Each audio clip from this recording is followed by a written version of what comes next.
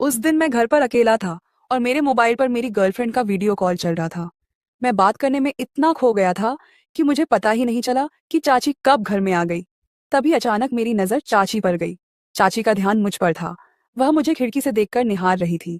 चाची की नज़र कुछ अलग लग रही थी, इसलिए मैंने जल्दी ही अपनी बातचीत खत्म की और फोन रख दिया।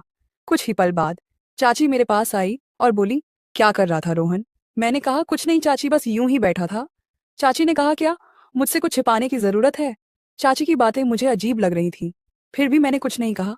तब चाची बोली, चल उठ, मेरे कमरे में चल। मैंने पूछा, क्या हुआ? तब चाची बोली, चल उठ, रूम में जाकर बताती हूँ। मैं चाची के पीछे पीछे उनके कमरे में गया। वहां चाची का बड़ा बिस्तर था। उन्होंने मुझे बिस्तर पर बैठने के लिए कहा। चाची ने कहा, तुम्हारे चाचा को बाहर गए हुए 10 महीने हो गए हैं और आज घर में कोई नहीं है, हम दोनों ही हैं। वे बोली, तू अब बड़ा हो गया है, समझदार और हट्टा कट्टा। मुझे लगता है तू अपने चाचा से ज्यादा ताकतवर हो गया है। बात करते हुए चाची मेरे करीब आने लगी। फिर चाची ने अपना हाथ, मेरा नाम रोहन है और मेरी उम्र 20 साल है। मैं एक छोटे से गांव में रहता हूँ। हमारा पूरा परिवार साथ में रहता है हमारे घर में। मैं, मेरे मम्मी पापा और चाचा चाची रहते हैं। मेरे चाची की शादी 1 साल पहले ही हुई है। मेरी चाची बहुत ही खूबसूरत थी। चाची की उम्र लगभग 25 साल थी और चाचा की 28 साल। एक दिन मैंने देखा कि मेरी चाची कुछ कमजोर और बीमार लग रही थी। वह हमेशा ऊर्जा से भरी रहती थी, लेकिन उस दिन उनका चेहरा मुरझाया हुआ था। चिंता से भरकर मैंने उनसे पूछा, चाची, क्या हुआ? आप ठीक तो हैं? उन्होंने हल्की आवाज में जवाब दिया, लगता है मुझे बुखार है। उनकी हालत देखकर मुझे और मेरी माँ को चिंता हुई।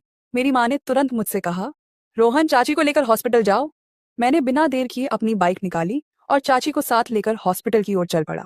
रास्ते में सड़क बहुत खराब थी, हर जगह गड्ढे थे, बाइक पर झटके महसूस हो रहे थे और मुझे डर था कि कहीं चाची गिर ना जाए।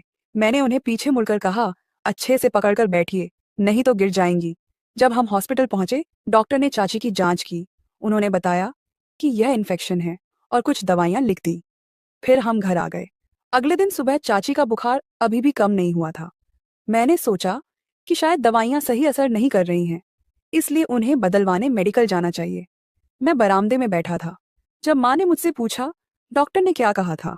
मैंने जवाब दिया, डॉक्टर ने कहा था कि यह वायरल इन्फेक्शन है, दवाइयां बदल दी हैं, अगर सुधार नहीं हुआ तो फिर से हॉस्पिटल जाना पड़ेगा। तभी चाची ने अंदर से मुझे आवाज दी। मेरी माँ ने कहा, देख चाची, तुझे बुला रही है, शायद उन्हें कुछ चाहिए। मैं तुरंत चाची के कमरे में गया। वह बिस्तर पर लेटी हुई थी और बहुत थकी हुई लग रही थी। उन्होंने धीरे से कहा, रोहन, एक गिलास पानी लाएगा? क्या मेरा गला सूख गया है? मैंने तुरंत जवाब दिया, हाँ चाची, आप आराम कीजिए, मैं अभी पानी लेकर आता हूँ। पानी लेकर जब मैं उनके पास पहुंचा तो मैंने गिलास उन्हें थमाया। हमारे हाथ हल्के से टकरा गए और उन्होंने सिर झुका लिया। उनकी कमजोरी और झिझक देखकर मेरा दिल भर आया। पानी देकर जब मैं कमरे से बाहर जाने लगा तो चाची ने कहा, रोहन, कहाँ जा रहा है? थोड़ी देर तो मेरे पास बैठ, मुझे बहुत अकेला लग रहा है। मैंने कहा, अरे चाची, मैं माँ की मदद कर रहा था। चाची बोली, अरे उसे छोड़, वह काम कर लेगी, बस थोड़ा मेरे पास बैठ, मुझे बहुत अकेला लगता है। मैंने सोचा और कहा, ठीक है चाची, मैं 5 मिनट बैठता हूँ तुम्हारे पास। मैं चाची के पास बैठ गया। चाची मुझे बहुत प्यार भरी नजर से देख रही थी। मुझे समझ आ रहा था कि वे मुझसे बात करना चाहती है, लेकिन कहने की हिम्मत नहीं जुटा पा रही थी। मुझे उनके अकेलेपन को देखकर बहुत बुरा लग रहा था। उनकी बातें, उनका व्यवहार और उनकी नजरें, सब कुछ यह बता रही थी कि चाची मुझसे कुछ कहना चाहती है। अगले दिन चाची की तबीयत में सुधार हो चुका था और उन्होंने घर के छोटे मोटे काम करना शुरू कर दिया था। मैं बरामदे में बैठा हुआ मोबाइल पर कुछ देख रहा था। चाची झाड़ू लगाते हुए इधर उधर घूम रही थी। उनकी चाल और चेहरे पर एक नई ऊर्जा दिखाई दे रही थी। उनकी आंखों में एक अलग सी चमक थी, जैसे वे किसी बात पर खुश हो। झाड़ू लगाते हुए चाची धीरे धीरे मेरे पास आईं। मैं महसूस कर सकता था कि उनकी नजरें बार बार मेरी ओर उठ रही थीं, मानो वे मुझसे कुछ कहना चाहती हों। लेकिन मैं चुपचाप बैठा रहा, क्योंकि मुझे लगा कि शायद यह मेरी कल्पना हो। कुछ समय बाद चाची एक कपाट के पास पहुंची और उसमें से कुछ निकालने की कोशिश करने लगी। कपाट ऊंचाई पर था और उनका हाथ वहां तक नहीं पहुंच रहा था। मैं दूर से यह सब देख रहा था, लेकिन उनके कहे बिना दखल देना नहीं चाहा। उन्होंने कुछ देर तक कोशिश की, फिर हार मानते हुए मुझे आवाज दी, रोहन, इधर आ सकते हो? मुझे कपाट पर रखा सामान नीचे लेना है। मैंने तुरंत मोबाइल नीचे रखा और उनके पास गया। क्या हुआ चाची, क्या मदद चाहिए? मैंने पूछा। चाची ने कपाट की ओर इशारा करते हुए कहा, यह कपाट बहुत ऊंचा है और मेरा हाथ वहां तक नहीं पहुंच रहा। तू मुझे ऊपर उठाकर रख, मैं सामान निकाल लूंगी। मैंने थोड़ा हंसते हुए कहा। चाची तुम क्या काम करवाती हो मुझसे? ठीक है आओ। मैंने उन्हें सावधानी से उठाया। जैसे ही मैंने उन्हें ऊपर उठाया, मैंने मजाक करते हुए कहा, अरे चाची, तुम कितनी मोटी हो गई हो? चाची मेरी इस बात पर खिलखिलाकर हंसने लगी। हंसते हुए उन्होंने कहा, अभी बस मुझे नीचे उतार दे, काम हो गया। मैं भी हंसते हुए उन्हें धीरे धीरे नीचे उतार दिया। चाची ने राहत की सांस लेते हुए कहा, धन्यवाद रोहन, तुम्हारी मदद के बिना यह काम नहीं हो सकता था। सच में तुमसे बड़ा सहारा इस घर में कोई नहीं है। उनकी यह बात सुनकर मुझे थोड़ी खुशी हुई, लेकिन उनके शब्दों और उनकी नजरों में कुछ ऐसा था जिसे मैं समझ नहीं पाया। उनकी आंखें गहरी और भावनाओं से भरी हुई लग रही थीं।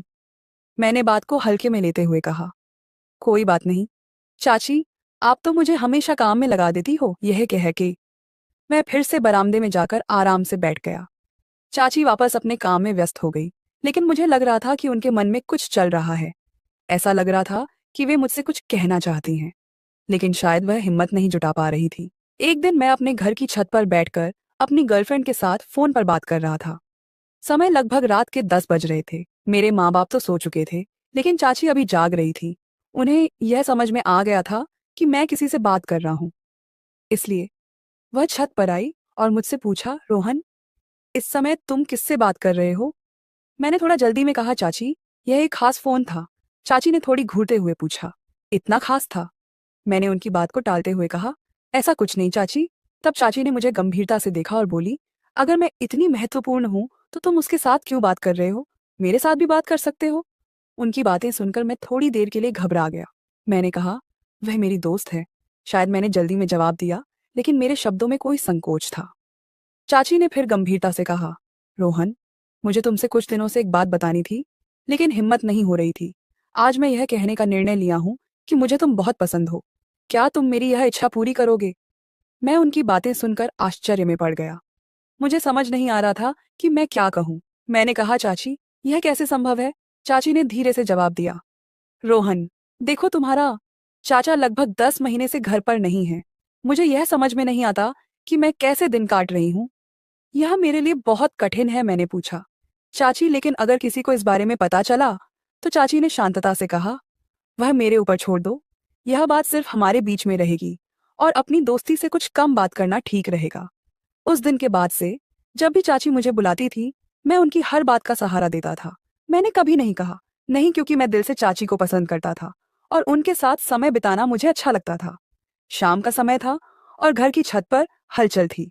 हमने छत पर लाइट लगाई और वहां पड़े पुराने सामान को इकट्ठा कर रहे थे। चाची मेरे साथ काम कर रही थी और हमेशा की तरह हंसी मजाक का माहौल बनाए रखती थी। अचानक चाची मुस्कुराते हुए बोली, रोहन, तुम इतने तंदुरुस्त और फिट कैसे हो? तुम्हें देखकर तो लगता है कि तुम हर दिन जिम जाते हो। मैंने हंसकर जवाब दिया, चाची, यह सब एक्सरसाइज और सही खान पान का कमाल है। जो भी इंसान अपने शरीर का ध्यान रखता है वह फिट और तंदुरुस्त रहता है। चाची ने अपनी हंसी रोकते हुए कहा, तो फिर मुझे भी तुम्हारे जैसा तंदुरुस्त होना है। तुम मुझे भी सिखाओ कि तुम कौन कौन से एक्सरसाइज करते हो। मैं भी रोज कर लिया करूंगी। मैंने गंभीर होकर कहा, चाची, इसमें कोई मुश्किल बात नहीं है, ये बहुत आसान है, लेकिन आपको रोज नियम से एक्सरसाइज करनी होगी, तभी इसका असर दिखेगा। चाची ने दिलचस्पी लेते हुए पूछा, लेकिन रोहन, तुम्हारे पास पढ़ाई भी होती है और घर के कामों में भी मदद करनी होती है। तुम ये सब कैसे मैनेज करते हो? मैंने मुस्कुराते हुए जवाब दिया, चाची, जब हर चीज को सही समय और प्राथमिकता दी जाए तो सब कुछ मैनेज हो सकता है। परिवार के सभी सदस्य अगर साथ मिलकर काम करें तो जिंदगी आसान हो जाती है। चाची ने सिर हिलाते हुए कहा, सच में हम सब मिलकर काम कर रहे हैं, यह कितना अच्छा लगता है। लेकिन अगर तुम्हारे चाचा यहाँ होते तो और भी अच्छा लगता। उनके चेहरे पर उदासी साफ झलक रही थी। चाची के पति का लंबे समय से घर पर ना होना उनके दिल पर भारी था। मैंने उनके भाव समझे, लेकिन कुछ कहने के बजाय उन्हें मुस्कान के साथ सहारा देने की कोशिश की। अगले दिन मैंने अपनी गर्लफ्रेंड प्रिया को फोन किया। मैंने उससे कहा, मुझे कल तुमसे मिलना है, किसी भी हाल में। वह थोड़ा चौंकी हुई बोली, अरे, हम तो कल ही मिले थे, अब फिर से क्यों? मैंने गंभीरता से कहा, कुछ जरूरी बात करनी है। प्रिया राजी हो गई और हम शाम को एक गार्डन में मिले। वहां मैंने उससे कहा, प्रिया, हमें अब अपने रिश्ते के बारे में घर वालों को बताना चाहिए। मैं चाहता हूँ कि हम अपनी शादी की बात करें। प्रिया थोड़ी घबराई और बोली, लेकिन इतना जल्दी क्यों? क्या यह सही समय है? मैंने समझाते हुए कहा, आज नहीं तो कल तो यह करना ही होगा। मुझे अब इस तरह चोरी छिपे मिलना ठीक नहीं लगता। मैं अपने पिता से बात करूंगा और देखता हूँ कि वह क्या कहते हैं। शाम को जब मैं घर लौटा तो मैंने अपनी माँ से बात करने का मन बनाया। मैं डर और घबराहट के साथ उनके पास गया और उन्हें पूरी बात बताई। पास में चाची भी थी और चुपचाप सुन रही थी। जब मैंने माँ से कहा कि मुझे पिताजी से बात करनी है तो मेरा दिल तेजी से धड़क रहा था। माँ ने मुस्कुराते हुए कहा, तुम्हारे पिताजी को समझाना इतना मुश्किल नहीं है, उनसे बात करो, वह तुम्हारी बात जरूर मानेंगे।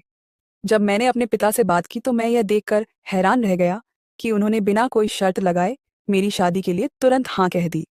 उनका यह सहयोग मेरे लिए राहत भरा था। प्रिया के घर वालों से भी बात हुई और उन्होंने भी खुशी खुशी हमारी शादी की तैयारियां शुरू कर दी। जब मैंने महसूस किया कि चाची अपने अकेलेपन से कितनी परेशान थी, तो मैंने तय किया कि इस समस्या का हल निकालना होगा। मैंने अपने चाचा को फोन किया, जो विदेश में नौकरी कर रहे थे। फोन पर बातचीत करते हुए मैंने उन्हें चाची की स्थिति के बारे में विस्तार से बताया। चाचा, चाची को आपकी बहुत जरूरत है। वे अकेली हो गई हैं और यह बात मुझे बहुत परेशान कर रही है। चाचा ने मेरी बात ध्यान से सुनी और कुछ देर चुप रहे। फिर उन्होंने गहरी सांस लेते हुए कहा, रोहन, मैं समझता हूँ, लेकिन यह नौकरी मेरे लिए भी बहुत महत्वपूर्ण है। मैंने उन्हें समझाने की कोशिश की। चाचा, मैं जानता हूँ कि यह नौकरी आपके लिए कितनी जरूरी है, लेकिन परिवार की खुशी से बढ़कर कुछ भी नहीं हो सकता। अगर आप चाहे तो भारत में ही नौकरी ट्रांसफर करवाकर काम कर सकते हैं। चाचा ने थोड़ी देर सोचा और फिर कहा, तुम बिल्कुल सही कह रहे हो रोहन। मैं कोशिश करूंगा कि मेरा ट्रांसफर भारत में हो जाए और एक बार भारत लौटकर मैं वादा करता हूँ कि अब कभी विदेश नहीं जाऊंगा। जब मैंने यह बात चाची को बताई तो उनके चेहरे पर खुशी की लहर दौड़ गई। उनकी आंखों में आंसू थे, लेकिन वह खुशी के आंसू थे। उन्होंने मुस्कुराते हुए कहा, रोहन, यह सब तुम्हारी वजह से हो पाया है। अगर तुम नहीं होते तो मैं शायद यह दिन कभी नहीं देख पाती। उन्होंने मेरी ओर देखा और कहा, तुमने हमारे रिश्ते को हमेशा मजबूत रखा है। तुमने कभी हमें धोखा नहीं दिया। तुम्हारी वजह से मैं अपने अकेलेपन से बाहर आ पाई हूँ। तुम्हारी समझदारी ने हमारा परिवार एक बार फिर से पूरा कर दिया है। यह अनुभव मेरे लिए बहुत सीख देने वाला था। मैंने देखा कि जब कोई इंसान अकेला होता है तो उसे कितनी कठिनाइयों का सामना करना पड़ता है। चाची का अकेलापन और उनके मन की पीड़ा को देखकर मुझे एहसास हुआ कि पति पत्नी के बीच दूरी कितनी तकलीफदेह हो सकती है। लेकिन जब दो लोग एक दूसरे की भावनाओं को समझते हैं और साथ निभाने का वादा करते हैं तो जिंदगी वाकई खूबसूरत बन जाती है। चाचा और चाची का रिश्ता एक बार फिर से मजबूती के साथ खड़ा हो गया। इस पूरी घटना ने मुझे यह सिखाया कि परिवार के रिश्ते हमारे जीवन की सबसे बड़ी पूंजी है। अगर हम इन रिश्तों की जिम्मेदारी को समझें और उन्हें ईमानदारी और समझदारी से निभाएं तो हर मुश्किल हल हो सकती है। अब चाचा भारत लौटने की तैयारी कर रहे थे और उनके आने की खुशी पूरे परिवार में झलक रही थी। मुझे उम्मीद है कि आप सभी इस कहानी से कुछ ना कुछ सीखेंगे। अगर आपको यह वीडियो पसंद आया हो तो लाइक करें, शेयर करें और चैनल को सब्सक्राइब करना ना भूलें।